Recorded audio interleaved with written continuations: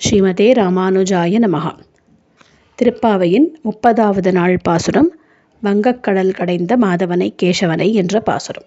ஆண்டாள் இடைச்சி பாவனையிலிருந்து தன்னை மாற்றிக்கொண்டு பெரியாழ்வார் மகளாகவே இந்த பாசுரத்தை பாடுகிறாள். வங்கக்கடல் கடைந்த மாதவனை கேசவனை திங்கள் திருமுகத்துச் சேகிழையார் சென்றிறைஞ்சி. அழகான திருப்பார்கடலை கடைந்த மாதவனான கேசவனான அந்த பெருமானை அடைவதற்காக அன்று ஆயர்குலத்தில் இருந்த பெண்களெல்லாம் மார்கழி நோன்பு நோற்றதை. எப்படிப்பட்ட பெண்கள்? அழகான திருமுக மண்டலம் உடைய அந்த இடைப்பெண்கள் கண்ணனையே அடைவதற்காக செய்த அந்த நோன்பினை இன்று பெரியாழ்வாரின் திருக்குமாரத்தியாக அவதரித்த நான் அனுகாரம் செய்து, அவர்கள் அன்று செய்ததையே இன்று அனுகாரம் செய்து 30 பாசுரங்களான சங்கத் தமிழ் மாலையான இந்த திருப்பாவையை பாடியிருக்கிறேன். இப்பொழுது அந்த திருப்பாவையை யார் சொல்லுகிறார்களோ அவர்களுக்கு செங்கண் திருமுகத்து செல்வத் திருமாலால், அழகான கண்கள் உடைய திருமுகத்தை உடைய அந்த பெருமானின் அனுகிரகம் கிடைக்கும். அவனது அனுகிரகத்தோடு அவர்கள் இன்பமுற்று வாழ்வார்கள். இதுதான் இந்த பாடலுக்கான கருத்து. இதில் 4 விஷயங்கள். முதலில் அனுஷ்டானம் செய்த கோபிகைகள், அதாவது கண்ணன் இருந்த போதே துவாபர யுகத்தில் இந்த நோன்பினை காய்கமாக, அதாவது ஒரு மலர்களை கொண்டு அர்ச்சித்து காய்கமாக அந்த அனுஷ்டானத்தை மேற்கொண்ட அந்த கோபிகைகள். அடுத்தது மானசீகமாக அவர்கள் செய்ததை அனுகாரம் பண்ணின ஆண்டாள். இப்பொழுது நாம் காய்கமாகவும் அந்த நோன்பினை செய்வதில்லை. மானசீகமாக நிச்சயமாக ஆண்டாள் மாதிரி நம்மளால் அனுகாரம்லாம் பண்ண முடியாது. அப்போ வாச்சகமாக நாம் இந்த திருப்பாவையை 30 பாசுரத்தையும் சொல்லலாம். அப்படி சொன்னால் அனுஷ்டானம் செய்த கோபியர்களுக்கும் அனுகாரம் செய்த ஆண்டாளுக்கும் அவர்களோடு இருந்த அந்த மற்ற பெண்களுக்கும் இன்று அனுசந்தானம் செய்யும் நமக்கும் எல்லாருக்குமே கிருஷ்ணானுபவம் துல்லியம் அப்படிங்கிறது தான் இந்த பாடலோட தேறின கருத்து. அவர்களுக்கு கொஞ்சம் அதிகம், ஆண்டாளுக்கு இன்னும் அதிகம், நமக்கு கம்மி அப்படின்னு இல்லை. செய்த அனைவருக்குமே எங்கும் திருவருள் பெற்று இன்புறுவர். எங்கும்னா எல்லாவிடத்திலும் எல்லோருக்கும் எந்த காலத்திலும் இந்த திருப்பாவையை பாடினால் அவர்களுக்கு கிருஷ்ணானுபவம் துல்லியம் என்று இந்த பாடலை சொல்லி ஆண்டாள் திருப்பாவையை தலை கட்டுகிறாள். இவள் பாடவல்ல நாச்சியார், இவள் சூடிக் கொடுத்த நாச்சியார், இப்படி பல வகையாக ஆண்டாளை நாம் புகழ்கிறோம். அந்த ஆண்டாள் இந்த மார்கழி மாசத்துல 30 பாசுரமான திருப்பாவையை பாடி பின் தையொரு திங்கள்னு நாச்சியார் திருமொழின்னு 143 பாசுரங்களையும் பாடினாள். அதன் பிறகு அரங்கனே ஆண்டாளை அடைவதற்கு ஆக பெரியாழ்வாரிடம் ஆண்டாளை அழைத்து கொண்டு எங்கள் ஸ்ரீரங்கத்திற்கு வரவும் என்று சொல்லி அனைத்து உபச்சாரங்களையும் அனைத்து சேனைகளையும் அனுப்பி வச்சாராம்.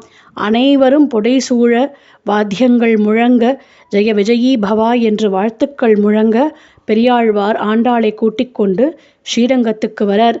அங்கே இந்த பக்கம் ஆண்டாள் நிற்கிறா, அந்த பக்கம் ரங்கமன்னார் நிற்கிறார். ஆண்டாள் அழகா ரங்கமன்னார் அழகான்னு சொல்ல தெரியல. அப்படி ஆண்டாளுக்காகவே அரங்கன், அரங்கனுக்காகவே ஆண்டாள் அப்படின்னு 2 பேரும் நிற்கிறா.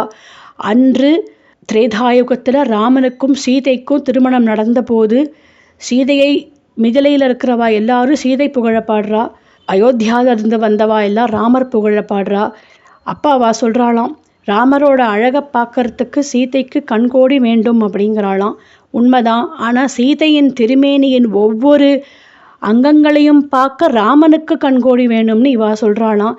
அப்படி ஆண்டாள் அழகா அரங்கன் அழகான்னு அங்கே இருக்கிறவாலாம் விவாதமே பண்ணுறாளாம்.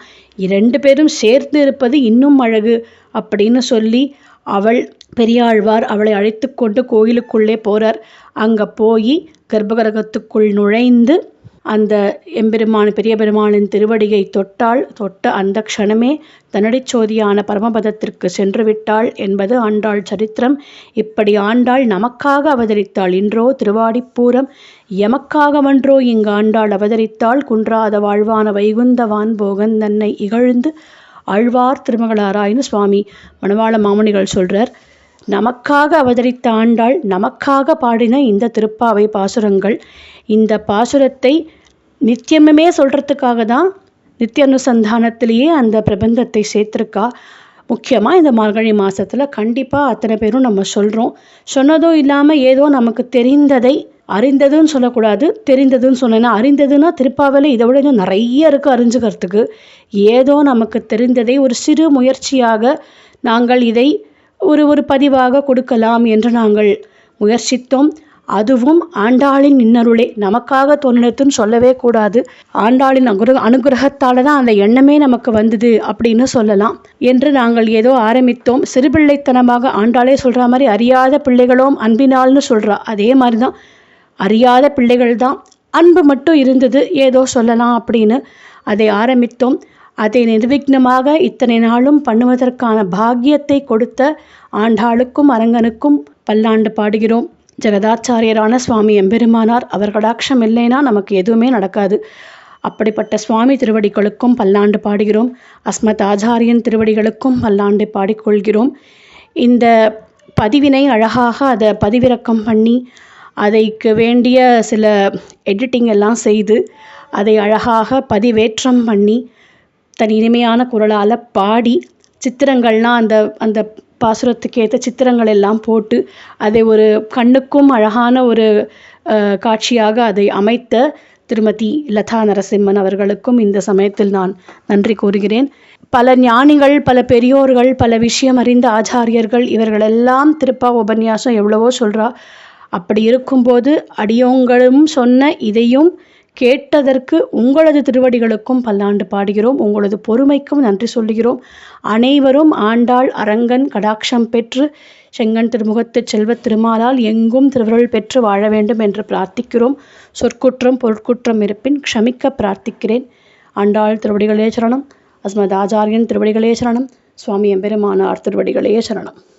வங்க கடல் கடைந்த மாதவனை கேசவனை திங்கள் திருமுகத்து சேயிழையா சென்றிரைஞ்சி அங்க பறை கொண்ட ஆற்றை அணி புதுவை பைங்கமல தன் தெரியல் பட்டர்பிரான் கோதை சொன்ன சங்க தமிழ் மாலை 30 தப்பாமே இங்கு பரிசுரைப்பார் 2 மால்வரை தோள் செங்கண் திருமுகத்து செல்வ திருமாலால் எங்கும் திருவருள் பெற்று இன்புறுவர் எம்பாவாய்.